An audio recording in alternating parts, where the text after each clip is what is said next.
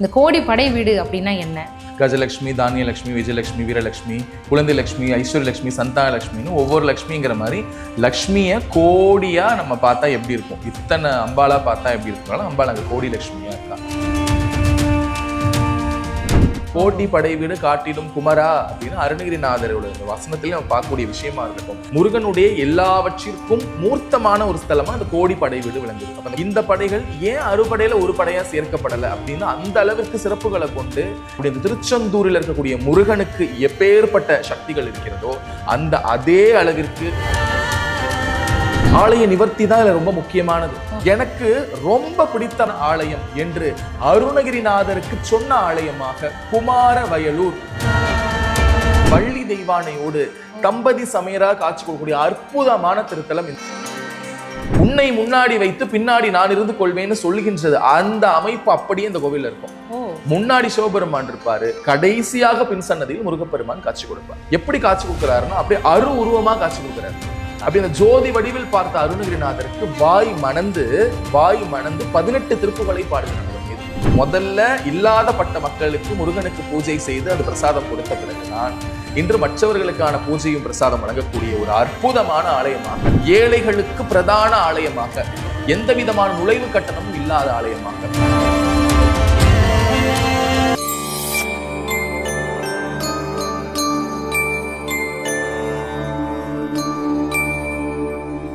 Temple express நேயர்கள் அனைவருக்கும் வணக்கம். இன்றைக்கி நம்ம கூட தஞ்சை கிருஷ்ணன் சார் இருக்கார். அவர்கிட்ட ரொம்ப இன்ட்ரெஸ்டிங்கான ஒரு விஷயத்தை பற்றி பேச போகிறோம். வெல்கம் பண்ணிடலாம். வணக்கம் சார். வணக்கம். எப்படி இருக்கீங்க சார்? ரொம்ப நல்லா இருக்கேன். Super sir. இதுக்கு முன்னால் நம்ம ஆதிப்படை வீடு, அதில் இருக்கிற அறுபடை வீடு முருகன் பற்றி நிறைய விஷயங்கள் நீங்கள் பேசியிருந்தீங்க. இந்த மாதிரியான கோயில்கள் வந்துட்டு இருக்குது, ஆனால் இந்த காரணத்தில் இருக்குது, இந்த க்ரைட்டீரியாக்குள்ளே இருக்குது அப்படிங்கிறத நீங்கள் சொல்லி நிறைய பேருக்கு தெரிய வந்துச்சு. அதனுடைய பலனும் இப்போது நிறைய பேர் அனுபவிச்சுட்ருக்காங்க அப்படின்னே சொல்லலாம். அதை தொடர்ந்து இப்போ முருகனின் அடுத்த ஒரு சீரீஸ் வந்து என்ன நம்ம பேச போகிறோம், நம்ம யோசித்து நீங்கள் ஒரு சொன்ன ஐடியா இந்த ஆதிப்படை தாண்டி கோடிப்படை வீடு அப்படின்னு சொன்னது. கோடிப்படை வீடு அப்படின்னு சொல்லும்பொழுது பேரில் கோடின்னு இருக்குது. அப்போது கோடி முருகன் கோயிலா அப்படின்னு கேட்பாங்க, எல்லாருக்குமே ஒரு மைண்டில் வந்திருக்கும். இந்த கோடிப்படை வீடு அப்படின்னா என்ன, அந்த கோடி படை வீட்டுக்கு பேர் வந்ததுக்கான காரணம், அதுக்கான சான்று, அதை பற்றி முதல்ல ஒரு இன்ட்ரோடக்ஷன் நீங்கள் கொடுத்துருங்க சார். திருப்பனந்தாள் பக்கத்தில் கோடி லட்சுமி ஆலயம் அப்படின்னு இருக்குது. அம்பாள் வந்து கோடி ரூபமாக எழுந்திருப்பாங்க. மகாலட்சுமி தாயார் கஜலட்சுமி, தானியலட்சுமி, விஜயலட்சுமி, வீரலட்சுமி, குழந்தை லட்சுமி, ஐஸ்வர்யலட்சுமி, சந்தானலட்சுமின்னு ஒவ்வொரு லட்சுமிங்கிற மாதிரி லக்ஷ்மியை கோடியாக நம்ம பார்த்தா எப்படி இருக்கும், இத்தனை அம்பாலாக பார்த்தா எப்படி இருக்குனாலும் அம்பாள் அங்கே கோடி லட்சுமியாக இருக்கா. சோழ தேசமான தஞ்சாவூரில் கோடியம்மன் அப்படிங்கிற பேரில் அம்பாள் விளங்குறா. கோடியம்மன்னா பார்த்தாலே ரொம்ப உக்ரமாக இருக்கும் அம்பாள். லக்ஷ்மி சகஸ்ரநாமத்தில் வரக்கூடிய அம்பாளோட சேர்த்து ஆதிசக்தியோடைய அத்தனை ரூபங்களாக அது காளி விளங்குறதுனால கோடி ரூபங்களை எடுத்தவள் கோடியம்மன் அப்படின்னு சொல்லுவோம். அதே மாதிரி இந்த இடத்துல கோடி படை வீடு அப்படி முருகப்பெருமான சொல்றதுக்கான காரணம், கோடி அப்படின்னா மிகப்பெரியது என்று ஒரு பொருளும், இன்னொன்று கோடி என்பது பரம்பொருளுக்கு எல்லையே இல்லை என்ற ஒரு பொருளும். இப்ப கோடி என்று சொல்லக்கூடிய வார்த்தைகள் எல்லாம் இந்த கோடி படை வீடு, இந்த ஆதி படை வீடெல்லாம் இன்னைக்கு நம்ம ஏதோ ஒரு மார்க்கெட்டிங்காக அப்படி சொல்லக்கூடிய ஒரு வார்த்தை இல்லை. திருப்புகழ்ல அருணகிரிநாதருக்கு முருகப்பெருமானே சொல்லியிருக்கார், கோடி படை வீடு காட்டிடும் முருகா, கோடி படை வீடு காட்டிடும் குமரா அப்படின்னு அருணகிரிநாதரோட இந்த வசனத்திலே நம்ம பார்க்கக்கூடிய விஷயமா இருக்கட்டும். இப்ப கோடி படை வீடுன்னு சொல்லக்கூடியது எல்லாவற்றிற்கும் ஆதாரமாக விளங்கக்கூடிய ஸ்தலம், முருகனுடைய எல்லாவற்றிற்கும் மூர்த்தமான ஒரு ஸ்தலமா அந்த கோடி படை வீடு விளங்குது. அப்ப அந்த கோடி படை வீடுன்னு இருக்கக்கூடிய இந்த ஆலயங்கள் எல்லாமே ரொம்ப பழமையான ஆலயம். ஏன் இந்த படை இவ்வளவு சிறப்புகள் கொண்டிருக்கு, அப்புறம் ஏன் இந்த படை வந்து அறுபடையில ஒன்னா வரல, ஏன்னா ஏன் அறுபடை நான் குறிப்பிடுறேன்னா என்ன அர்த்தம், நம்ம ஏற்கனவே பார்த்தது அறுபடைக்கு முப்பாற்பட்ட ஆதிப்படைகள்.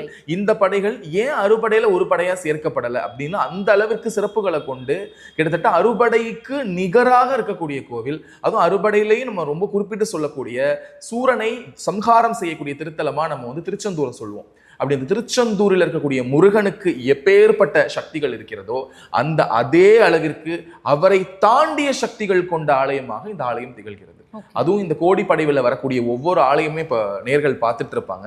இந்த ஆலயம் ரொம்ப பிரசித்தி பெற்ற ஆலயமா இருக்கும். ஆனா இதனுடைய வரலாறை தோண்டுகின்ற பொழுது முருகன் இப்படியும் நமக்கு காட்சி கொடுத்திருக்காரா அப்படின்னு பல்வேறு திருப்பு முனைகளை சொல்லக்கூடிய ஒரு ஆலயமாகவும் இந்த கோடிப்படை விளங்குகிறது. அப்ப இந்த கோடிப்படையோ ஆதிப்படையோ இதே பிரத்யேகமா மக்களை வந்து மயக்கும் வார்த்தைகளை கூறி மக்களை ஏமாற்றும் ஏமாற்று பேர் வழிகள்லாம் நம்மளுடைய இலக்கியங்கள் சொல்லுது. அது போல இல்லாமல் என்ன இருக்கோ அந்த விஷயத்தை எடுத்துட்டு போய் அவங்கள்ட்ட சேர்க்கணும். திருப்புகழ் எல்லாரையும் படிக்க முடியும். திருப்புகழ் படிக்க படிக்க வாய் மணக்கும்னு சொல்லுவாங்க. திருப்புகழ் புத்தகத்தை யாரு கையில வச்சிருக்காங்களோ அவங்க கூட முருகனே இருப்பாருன்னு சொல்றாங்க. திருப்புகழை அடி எடுத்து கொடுத்ததே முருகப்பெருமான். ஒரு ஊமையாக இருந்த அருணகிரிநாதருக்கு முத்து என்ற அடி எடுத்து கொடுத்து முத்தை திரு பத்தி திருநகை அத்தித்திரை சத்தி சரவண முத்துக்குன்னு இந்த வார்த்தை வாயால கொட்டுகின்றது. அப்ப அந்த முத்துன்னு அடி எடுத்து கொடுத்த முருகப்பெருமானு ஒரு பேசாதவனுக்கே முத்துன்னு அடி எடுத்து கொடுத்திருக்கான. இன்னைக்கு நம்ம பேசக்கூடிய இந்த பேச்சாளர்கள் எல்லாம் மக்களுக்கு இந்த நல்ல வாயிலாக அவர் சொல்லியிருக்கக்கூடிய இந்த அறுபடை வீடு, கோடிப்படை வீடு, ஆதிப்படை வீடு போன்ற இந்த ஆலயங்கள் மூலமாக மக்கள் கொஞ்சம் கண்ணத்திலிருந்து பார்த்து இப்படியெல்லாம் முருகன் நம்ம கூட விளையாண்டுருக்கானா, அப்ப தமிழ் கடவுள் எங்கெங்கெல்லாம் எப்பேற்பட்ட ரூபங்கள் எல்லாம் விளங்குறான் அப்படிங்கிற விஷயமும் இங்கு சில இருக்கக்கூடிய ஆலய நிவர்த்தி தான் இதுல ரொம்ப முக்கியமானது. நிறைய பேரு இப்ப அறுபடையோ இல்ல அறுபடை தாண்டி ஆதிப்படையோ போய் பார்க்க நினைச்சிட்டு இருக்காங்க. இப்ப சில பக்தர்கள் நினைக்கலாம், நம்ம மாவட்டத்துக்கு பக்கத்துல முருகன் இல்லையா, நம்ம ஊருக்கு பக்கத்துல முருகன் இல்லையா? முருகன் எல்லாவற்றிற்கும் சாட்சியாக இருக்கிறார். அப்படி ஒரு இடத்துல பாத்தீங்கன்னா இப்ப அறுபடையில இருக்கக்கூடிய முருகனை ஆதிப்படையில இருக்கிற முருகன் பார்க்க முடியாது. இப்ப கோடிப்படையில இருக்கிற முருகனும் அறுபடை இருக்கிறவனும் பார்க்க முடியாது. அப்ப தமிழகத்துல இருக்கக்கூடிய எந்த மொழியில் நீங்கள் இருந்தாலும் உங்கள் வீட்டுக்கு பக்கத்திலேயே முருகப்பெருமான் இருக்கிறார், நான் இருக்கேன் அப்படின்னு சொல்லக்கூடிய ஒரு வார்த்தையாக இந்த கோடிப்படை வீடு நிச்சயம் பக்தர்கள்ட்ட போய் நிச்சயமா எப்படி ஆதிப்படை வீடுக்கு ஒரு நல்ல எதிர்பார்ப்பை கொடுத்ததோ அது போல இந்த கோடிப்படை வீடும் எதிர்பார்ப்பை கொடுக்கும். திருப்பி நான் சொல்லக்கூடியது, இதுல வரக்கூடிய ஒவ்வொரு ஆலயமும் அருணகிரிநாதரும், அதுவும் இன்னும் குறிப்பா சொல்லக்கூட அருணகிரிநாதராவது அப்ப வாழ்ந்தவர், இப்ப நம்ம கூட சமீபத்துல வாழ்ந்த கிருபானந்த வாரியார் உள்ளம் உருகி உருகி உருகி கசிந்த வரலாறுகளை நம்ம கேட்கின்ற பொழுது உங்கள் வாயும் மணக்கும், உங்கள் காதும் இனிக்கும் என்ற ஒரு அற்புதமான செய்தியோடு நம்ம இந்த தொடரலாம். கண்டிப்பா சார். முதல் கோயில் என்ன கோயில்? இந்த கோடிப்படையில முருகப்பெருமானுக்கு எவ்வளவோ நம்ம சிறப்புகள் பத்தி நம்ம இந்த கோவில்லாம் பார்க்கிறோம்னா, முருகப்பெருமானே எனக்கு பிடித்தமான ஆலயம், எனக்கு ரொம்ப பிடித்தமான ஆலயம் என்று அருணகிரிநாதருக்கு சொன்ன ஆலயமாக குமாரவயலூர் வயலூர் முருகன் கோவில் ரொம்ப அற்புதமான ஸ்தலம். ரொம்ப முருகன்னே பிரம்மாண்டமா நம்ம திருப்பரங்குன்றம் அளவுக்கோ இல்ல திருச்செந்தூர் அளவுக்கோ இல்ல திருத்தணி அளவுக்கோ அப்படின்லாம் எதிர்பார்க்க ரொம்ப சின்ன கோவில், ரொம்ப சின்ன ஊர். ஆனால் மூர்த்தி சின்னதா இருந்தாலும் கீர்த்தி பெருசுன்னு சொல்ற அளவிற்கு அருணகிரிநாதருக்கு முருகப்பெருமான் காட்சி கொடுத்தது திருவண்ணாமலையில. திருவண்ணாமலையிலும் தனியா சன்னதியில காட்சி கொடுக்கல, கம்பத்திலேயே ஒரு தூணிலே முருகன் வரி போல கொண்டிருந்து, நான் இனிமே சாக போற முருகான அவர் உச்சிக்கு ஏறினப்போ ஒரு பிம்பம் வந்து அவர் தலைமையில தட்டி அவர் கீழே இறங்கி வந்து பார்த்தா மயில் மீது இருக்கக்கூடிய முருகன் முத்து என்ற வார்த்தை எடுத்து கொடுக்க அவர் திருப்புகழ் பாடினார். அப்பேற்பட்ட முருகன் அசரீரியாக என்னை வந்து சூழும் மைதானத்திற்குள் பார். சூழும் மைதானம்னா மைதானம், மைனா பசுமைன்னு அர்த்தம், தானம்னா தானியங்கள்னு அர்த்தம். பசுமை விளையக்கூடிய தானியங்களுக்குள் நான் காற்றாக கரைந்திருக்கிறேன், என்னை வந்து நீ பாருன்னு சொல்ற. இப்படியாக அருணகிரிநாதர் அப்படியே தேடிக்கிட்டே போறப்ப எங்கேயும் பசுமையினாலே நமக்கு டெல்டா பகுதிகள் தான் ஞாபகம் வரும், இந்த தஞ்சை பகுதிகள் ஞாபகம் வரும். அப்படி அங்க போறப்போ ஏற்கனவே அங்கு அப்பனுக்கு உபதேசம் செய்த இடமாய் சுவாமிமலை திகழ்கின்றது. நீங்கள் சுவாமிமலையிலிருந்து தெற்கு பக்கமாக ஓம் என்ற எழுத்தை நீங்க எழுதுனீங்கன்னா அந்த இம் முடிகிற அந்த புள்ளி இருக்கு பார்த்தீங்களா, அந்த புள்ளியின் நேர்கோட்டில் அமைந்த இடம் குமாரவயலூர். சுவாமிமலையில் இருக்கக்கூடிய நேர்கோட்டில் நீங்க பாத்தீங்கன்னா குமாரவயலூர் அமைந்திருக்கும். அப்படி அந்த சுவாமிமலையிலிருந்து நேர்கோட அவர் நடக்கிறாரு. சுவாமிமலை பின்னாடி கபிஸ்தலத்திலேருந்து அப்படியே பின்னாடி வராரு ஐயம்பேட்டிலேருந்து அப்படியே அங்கிட்டு பின் வராரு திருவையாறுலேருந்து அப்படியே அங்க பின் வராரு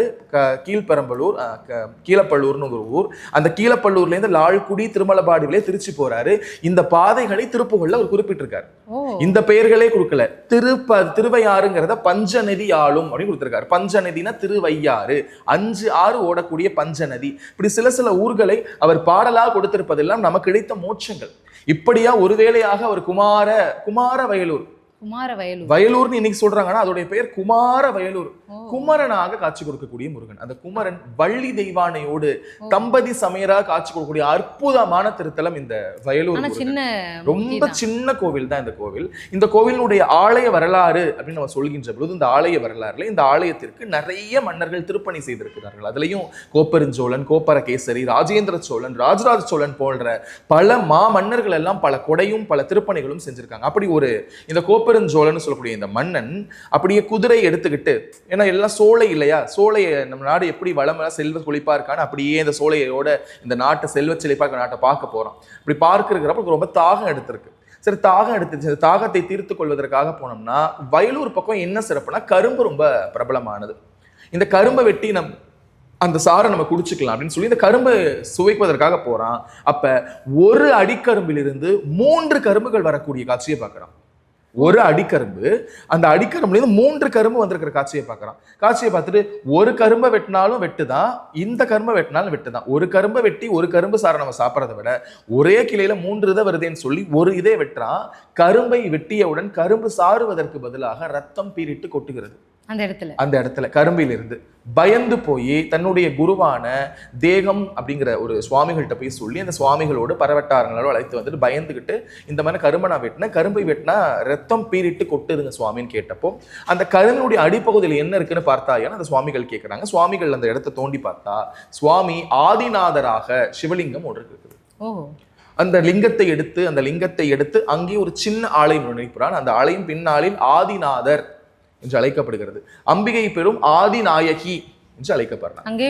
சிவன் ஒரு சிவ ஆலயம் தான். நீங்க எந்த முருகன் ஆலயம் எடுத்தாலும், உலகத்தில் நீங்கள் எந்த முருகன் ஆலயம் எடுத்தாலும், நான் திருப்பி நேர்கிட்ட சொல்லக்கூடியது, முருகன் வேறு சிவன் வேறு அல்ல, இருவரும் ஒன்றுதான். நம்ம திருவிடைகளில பார்த்த மாதிரி இனிமேல் இந்த உலகத்தை உன்வசமாக்கிக்கொள், உன்னை முன்னாடி வைத்து பின்னாடி நான் இருந்து கொள்வேன்னு சொல்லுகின்றது. அந்த அமைப்பு அப்படியே இந்த கோவில்ல இருக்கும். முன்னாடி சிவபெருமான் இருப்பாரு, கடைசியாக பின் சன்னதியில் முருகப்பெருமான் காட்சி கொடுப்பார். அப்ப இப்பேற்பட்ட அந்த சிறப்புமிக்க இந்த ஆலயத்தில் முருகப்பெருமான் அருணகிரிநாதருக்கு காட்சி கொடுத்துட்டார். காட்சி கொடுக்கிறப்ப முருகன் எப்படி காட்சி கொடுக்கிறாருன்னா அப்படியே உருவமா காட்சி கொடுக்கிறார்.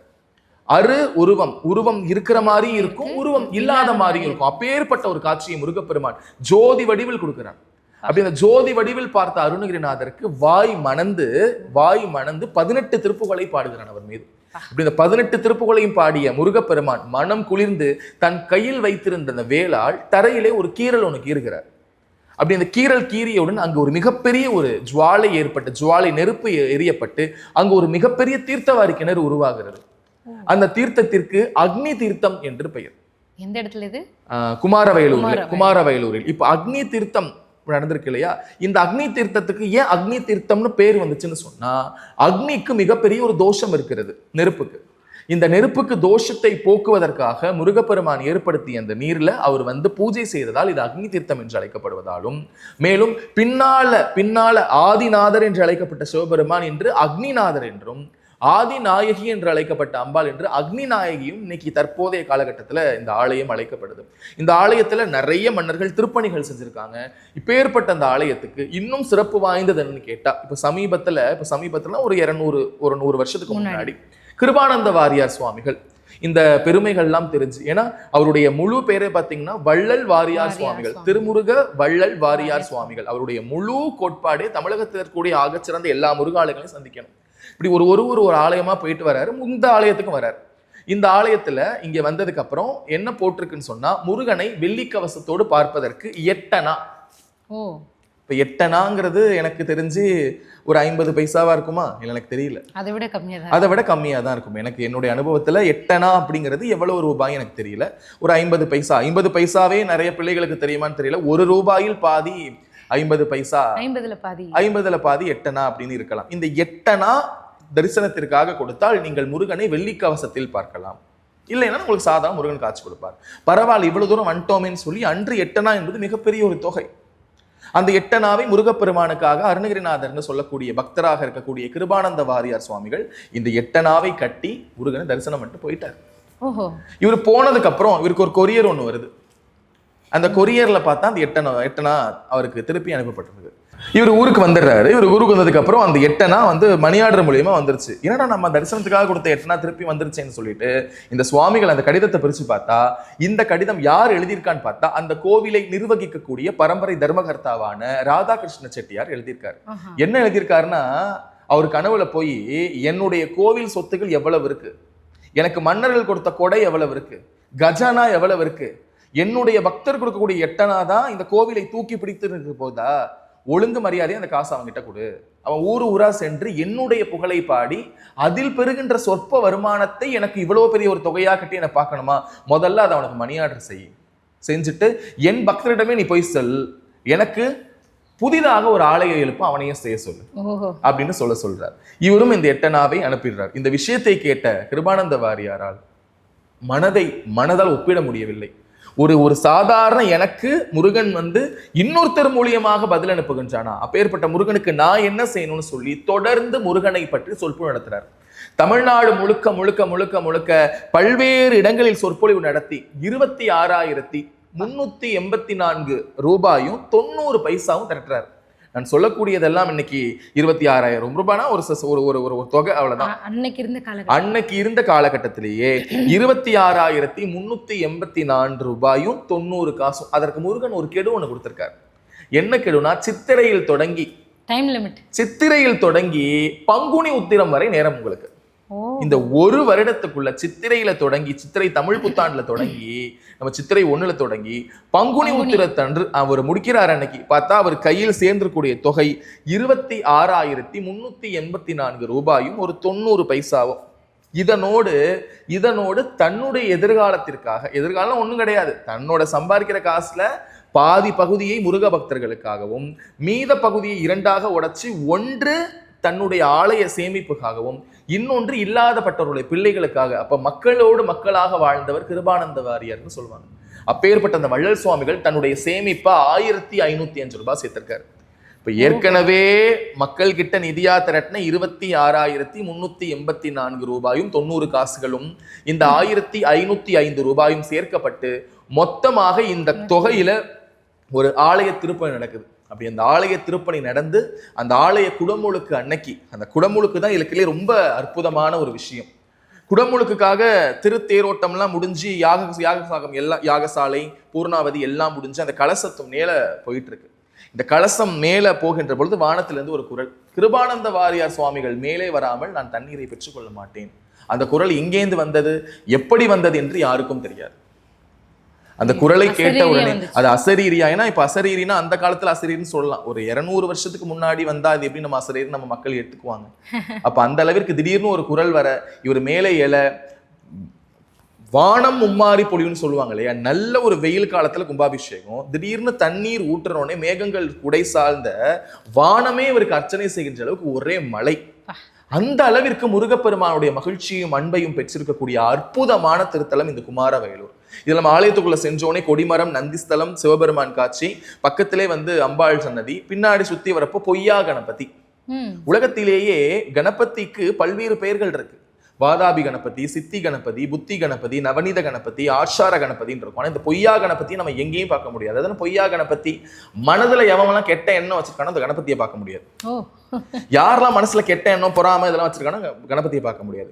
பொய்யாத எண்ணம் கொண்டவர்களுக்கு நான் மெய்யா கணபதி, அதான் பொய்யா கணபதி. அந்த கணபதி சன்னதி இருக்கு. அந்த சன்னதிக்கு பக்கத்திலேயே அருணகிரிநாதருக்கும் பின்னாளில் பக்தர்கள் என்ன பண்ணிருக்காங்க, சன்னதிகளை ஏற்பாடு செய்திருக்கிறார்கள். அப்படி அருணகிரிநாதர் சன்னதி அப்படியே முடிச்சுட்டு கடைசியா நான் ஏற்கனவே சொன்ன மாதிரி முன்னாடி சிவபெருமானும் பின்னாடி முருகப்பெருமானும். ஏன்னா இந்த ஆலயம் நான் ஏற்கனவே சொல்லிட்டேன், மோர்பட்ட நம்ம ஆதிப்படை வீடுல நான் இருக்கேன், என்னைய நீ வழி நடத்தி செல் அப்படிங்கிறதுனால பின்னாடி சிவபெருமானும் புன்னாடி இருக்கக்கூடியது கோடிப்படைன்னு சொல்லக்கூடியது. இது எதை அடிப்படையாக வைத்து வந்திருக்குன்னா அறுபடைகளை வைத்து அடிப்படையா வந்திருக்கிறதுனால முதல்ல சிவபெருமானும் பின்னாடி கடைசியாக முருகப்பெருமான். ஏன் இந்த இடத்துல கடைசியாக முருகப்பெருமான்னு சொன்னா, முருகனே திருப்புகழ்ல சொல்லியிருக்காரு, நான் இங்கு ஏழையாக இருக்கிறேன், என்னை ஏழையாக போற்றுங்கள், எனக்கு இங்க ராஜ மரியாதைலாம் வேணாம், ராஜ பட்டு துணி எல்லாம் எனக்கு வேணாம். சதா ஏழைகள் எவ்வாறு பிரார்த்தனை செய்வாங்களோ அது போல ஏழைகளுக்கு ஏற்ப ஒரு பூஜை தான் குமாரவயலூர்ல கூடிய பூஜை. மற்ற ஆலயங்கள்லாம் பார்த்தீங்கன்னா செல்வ செழிப்பு மிக்கவங்களுக்கு விஐபி டிக்கெட்லாம் உண்டு இல்லையா, இங்கே அதெல்லாம் எதுவும் கிடையாது. முதல்ல இல்லாதப்பட்ட மக்களுக்கு முருகனுக்கு பூஜை செய்து அது பிரசாதம் கொடுத்த பிறகுதான் இன்று மற்றவர்களுக்கான பூஜையும் பிரசாதம் வழங்கக்கூடிய ஒரு அற்புதமான ஆலயமாக, ஏழை பங்காளனாக, கூப்பிட்ட குரலுக்கு ஓடோடி வரக்கூடிய, மக்களின் குரலுக்கு செவிசாய்க்கக்கூடிய, மக்களின் அன்பு பிள்ளையாக, ஏந்தலின் நாயகனாக, கருணையின் சுடராக முருகன் காட்சி கொடுக்கிறான்னு சொன்னா அது குமாரவயலூர் தான். சூப்பர். இந்த குமாரவயலூரை சுத்தி, இந்த கோவிலை சுத்தி அழகர் முனியாண்டவர் அப்படிங்கிற ஆலயமும் இருக்கு. இது ஒரு தனி வரலாறு மக்கள் சொல்றாங்க. இந்த ஆலயத்துல இது இன்னும் ஒரு கூடுதல் சிறப்பும் இருக்கு. இப்ப நேர்கள் கேட்பாங்க, திருச்சியிலேருந்து இந்த ஆலயத்துக்கு எப்படி போகணும்? திருச்சியிலேருந்து கரூர் போகக்கூடிய மார்க்கத்துல நீங்க போனீங்கன்னா இந்த இடம் வயலூர் அப்படிங்கிற நிறுத்தம் இருக்கு. அதே மாதிரி நீங்க விமானம் நிலையத்திலேருந்து வந்தாலும் விமான நிலையத்திலேருந்து சத்திரம் வந்து சத்திரத்திலேருந்து கரூர் பேருந்து வழியா நீங்க போனீங்கன்னாலும் இந்த ஆலயத்தை வரலாம். இந்த ஆலயம் காலையில் 6 மணி முதல், இந்த ஆலயம் காலை 6 மணி முதல் மதியம் 1 மணி வரையும், மாலை 3:30 மணி முதல் இரவு 9 மணி வரை காட்சி கொடுக்கக்கூடிய ஒரு அற்புதமான திருத்தலமாக ஒரு சின்ன ஆலயம் தான். அதனால நீங்க அந்த ஆலயத்துக்கு பக்கத்துல எதுவும் ஹோட்டல் ரூம் எதிர்பார்க்க முடியாது. தங்கிக் கொள்பவர்கள் சத்திரத்தில் அப்படின்னா இப்ப மத்திய பேருந்து நிலையத்துல தங்கிக்கிட்டு இந்த ஆலயத்துக்கு நீங்க போகலாம். ஆக இந்த ஆலயத்தில் இருக்கக்கூடிய மிகச்சிறந்த ஆலய நம்பிக்கை கருதக்கூடியது சர்ப்பதோஷம். சர்ப்பதோஷம் யாருக்கெல்லாம் இருக்கிறதோ இந்த ஆலயத்தில் ஒரு இரவு அந்த ஆலயத்தில் தங்கி காலையில் அக்னி தீரத்தில் மூழ்கி இந்த ஆலயத்தில் முருகப்பெருமானை தரிசிப்பவர்களுக்கு இந்த சர்ப்பதோஷம் நீங்கும் என்பது உலகளாவிய நம்பிக்கையாக இருக்கிறது. இதுக்கான தொடர்பு ஏதாச்சும் இருக்கு? இதுக்கான தொடர்பு கோயிலுக்கு போனா சர்ப்பதோஷம் ஏன் விலகும்னு சொன்னா, பொதுவாக முருகனை பார்க்கின்ற பொழுது சேவலும் மயிலும் கால சர்ப்பமும் இருக்கக்கூடிய செய்தியை பார்க்கலாம். நான் சொன்னேன் அந்த கோப்பெருஞ்சோழன் இவன் முருகப்பெருமானுடைய வடிவமாக இருக்கக்கூடிய சிவபெருமானை பிரதிஷ்டை செய்த பொழுது இவருடைய குடும்பத்திற்கு தொடர்ந்து ஆண் வாரிசே இல்லை.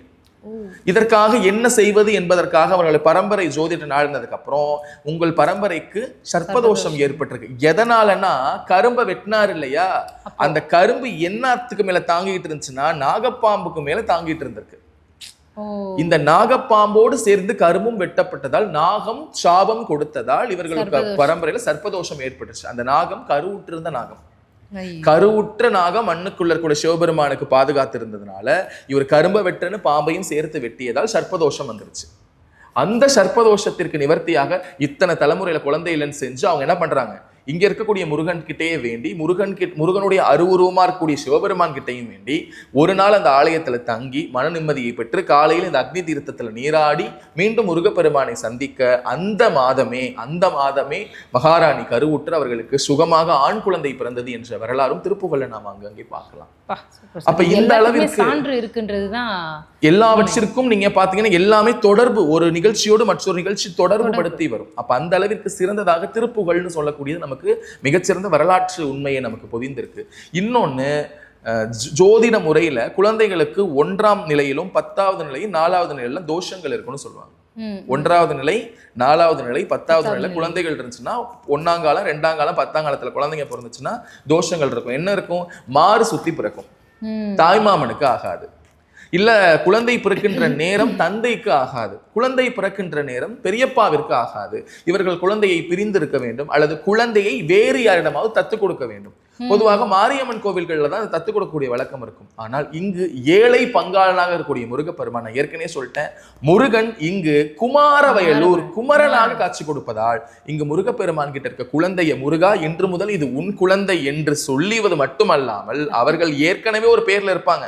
இப்ப முருகனுக்கு தத்து கொடுக்கறதுனால முருகனுடைய பெயர் குமரா, கந்தா, கடம்பா, கதிர்வேலா, சக்தி, பாலகா, கார்த்திகேயான்னு ஏதாவது ஒரு பெயரை செல்ல பெயராக சூட்டி முருகனுடைய திருப்பாதங்கள் அந்த குழந்தையை அனுப்பக்கூடிய ஒரு திவ்ய காட்சியும் நாம் இந்த ஆலயத்தில் பார்க்கலாம். இந்த ஆலயத்துடைய மிகப்பெரிய திருவிழாக்களாக சஷ்டி, கிருத்திகை, சூரசம்ஹாரம் போன்ற மிகப்பெரிய திருவிழாக்கள் இருந்தாலும் இன்றும் மக்களால் கொண்டாடக்கூடிய முருகப்பெருமானாக. ஏன்னா இன்னைக்கு ஆன்மீகம் எப்படி இருக்குன்னா, 1 ரூபாய் போட்டா விபூதி, 5 ரூபா போட்டா ஒரு பேக்கெட் விபூதி, 10 ரூபா போட்டா எலுமிச்சம்பழம், 100 ரூபாய் போட்டா மாலை, 1000 ரூபாய் போட்டா நீந்தாண்டா சாமின்னு கருவில போய் உட்காரவையுடைய காட்சியை பார்க்கலாம். அப்படி இருக்கக்கூடிய இந்த வேளையில மக்களின் நாயகனாக, ஏழைகள் குரலுக்கு செவி சாய்க்கக்கூடியவனாக, ஏழைகளுக்கு பிரதான ஆலயமாக, எந்த விதமான நுழைவு கட்டணமும் இல்லாத ஆலயமாக, கருவறை சீட்டுக்கு அர்ச்சனை சீட்டு இல்லாத ஆலயமாக, மக்களுடைய குரலுக்கு கூப்பிட்ட குரலுக்கு ஓடோடி வரக்கூடிய ஒரு கண் கண்ட தெய்வமாக முருகப்பெருமான் இன்றும் குமாரவயலூரில் காட்சி கொடுக்குறான்னு சொன்னா இவன் கோடி ரூபமா கச்சலாம். கோடினா அவனுடைய அன்பிற்கு எல்லையே கிடையாதுதான் கோடின்னு அர்த்தம். அப்பேற்பட்ட முருகப்பெருமானை இந்த நேயர்கள் உடனடியா பார்த்துட்டு, திருச்சி பக்கத்துல இருக்கீங்களா, கரூர் பக்கத்துல இருக்கீங்களா, இல்ல பக்கத்துல கோயிலம் பக்கம் இருக்கீங்களா, உடனே என்ன பண்ணுங்க, வர செவ்வாய்க்கிழமை முருகனை போய் பார்த்துட்டு உங்களுடைய அன்பு சொல்லிட்டு அன்பை எதிர்பார்த்துருவாங்க. நிறைய பேருக்கு ஒரு சந்தேகம், முருகப்பெருமான் கேட்டதை எல்லாம் கொடுப்பானா, என்ன கேட்டாலும் கொடுப்பானா? இப்ப நாளைக்கே நான் வந்து உலக அம்பானி அவனை கொடுப்பான்னு கேட்டா நமக்கு என்ன வேண்டுமோ அதை கொடுப்பான். அவன் ஒரு லிஸ்ட் வச்சிருக்கான், நீ இந்த பிறவி எடுத்தியா, இந்த விஷயம்லாம் செஞ்சிருக்கியா, உன்னை வேண்டுதல்ல உனக்கு இருக்கா அப்படின்னா அவனுக்கு என்னென்ன கிடைக்க வேண்டுமோ அதை பார்த்து கொடுக்கக்கூடியவன் தான் முருகப்பெருமான். நான் போய் குழந்தையை கேட்டால் அந்த குழந்தையை கொடுக்கக்கூடியவன் இருக்கான். நான் பணத்தை கேட்டா பணத்தை கொடுக்க மாட்டான். மீனை கேட்கக்கூடியவனுக்கு மீன் பிடிக்க கற்றுக் கொடுப்பான் என்ற ஒரு அற்புதமான மந்திரத்தை திருப்புகழ்ல நம்மளுடைய அருணகிரிநாதர் சொல்லி காட்சியை பார்க்கலாம். அப்ப வந்தவர்களுக்கும் இனி வருபவர்களுக்கும் சாட்சியாகவும் சங்கடமாகவும் இருக்கக்கூடிய செயல்களை நீக்கி எல்லா வெற்றிக்கும் துணையாகவும் அதிபதியாகவும் இருக்கக்கூடிய ஏழைகளின் நாயகனாக இருக்கக்கூடிய இந்த குமார வயலூர்ல இருக்கக்கூடிய முருகப்பெருமானை வள்ளி தெய்வானையோடு நீங்கள் தரிசித்து உங்கள் வாழ்வில் மங்களமான வாழ்வை நீங்கள் பெற்றிடுமாறு உங்களை நான் கேட்டுக்கிறேன். இந்த வயலூர் முருகன் கோயில் வந்துட்டு குமாரவயலூர் சர்பதோஷத்தை நீக்குகின்ற ஒரு ஸ்தலமாக போற்றப்படுகிறது. இது வரைக்கும் சர்பதோஷத்துக்கு வந்து வேறு வேறு கோயில்கள் நான் கேள்விப்பட்டிருக்கேன். ஆனால் வயலூர் முருகன் கோயில் நீங்கள் சொல்லி தான் தெரியும். மக்களுக்கு கண்டிப்பாக எந்தெந்த கோயில் போனால் இத்தனை தெரியும் அப்படின்னு யோசிச்சிருப்பாங்க இல்லைங்களா? அந்த மாதிரி வந்துட்டு இல்லாமல் பர்டிகுலராக இதுக்கு இந்த விஷயத்துக்கு தான் இருக்குப்பா இப்படி ஒரு முருகன் கோயில் இருக்குன்னு சொன்னதுக்கு ரொம்ப ரொம்ப நன்றி. அதையும் தாண்டி குழந்தை பேர் இந்த கோயிலில் நிறுவன அந்த ராஜாக்கே வந்துட்டு குழந்தை பேர் வந்து இல்லாமல் இருந்தது, அதுக்கப்புறமா தான் வந்துச்சுன்னு சொல்கிறீங்க. அப்போ இந்த கோயில் போனால் கண்டிப்பாக குழந்தை பேர் கிடைக்கும் அப்படிங்கிறது உறுதியான விஷயமா நீங்கள் சொல்லியிருக்கீங்க. ரொம்ப ரொம்ப நன்றி. தேங்க்யூ. நன்றி.